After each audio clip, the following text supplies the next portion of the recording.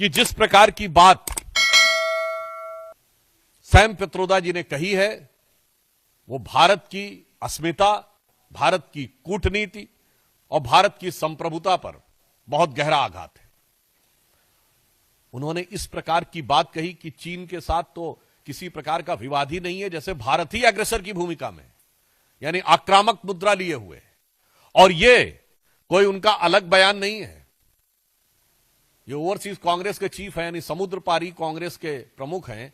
अब समुद्र पार से तो सोरस के सुर भी कांग्रेस के साथ मिलते हुए नजर आते हैं, परंतु यहां पर एक बहुत गंभीर बात है कि जो कुछ सैम पित्रोदा ने कहा है यह कोई आइसोलेटेड इवेंट नहीं है, आइसोलेटेड स्टेटमेंट नहीं है।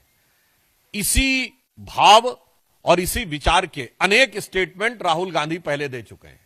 याद करिए राहुल गांधी जी ने विदेश में क्या कहा था कि चाइना ने बड़ा संघर्ष करते हुए ऊपर उठने का उदाहरण प्रस्तुत किया है उन चुनौतियों के बीच से। आपको याद हो अभी कुछ दिन पहले के अपने विदेशी दौरे में क्या कहा कि चाइना ने अनएम्प्लॉयमेंट को बहुत अच्छे तरीके से टैकल किया है, जबकि फैक्ट ऑफ द मैटर है इस समय चाइना में एम्प्लॉयमेंट रेट 24% है।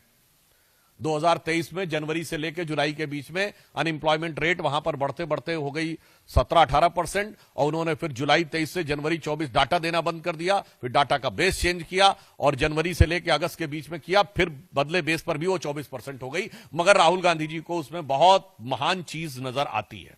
फिर याद करिए यही लोग कहते थे कि चाइना में प्रेस फ्रीडम इंडेक्स में हमसे ऊपर है, जबकि चाइना के डिफेंस मिनिस्टर ली शॉन्गफू गायब हो गए, चाइना के फॉरेन मिनिस्टर क्विंग गैंग गायब हो गए, वहां की सबसे बड़ी कंपनी अलीबाबा के चीफ जैक मा गायब हो गए, परंतु इनको उसमें भी नजर आता था।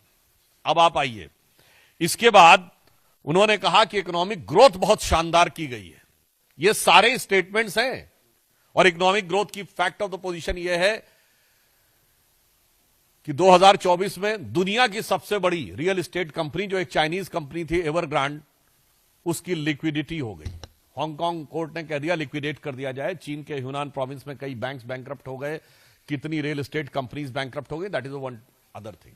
उस प्रक्रिया में जब हम यह देखते हैं कि यह बयान सैम पित्रोदा का आया है, पहली बात तो हम बहुत साफ करना चाहते हैं, भारत सरकार प्रधानमंत्री श्री नरेंद्र मोदी जी के नेतृत्व में विश्व के हर देश के साथ अच्छे और सौहार्दपूर्ण संबंध चाहती है, परंतु वो राष्ट्रीय स्वाभिमान, सुरक्षा और सुदृढ़ता को बनाए रखते हुए।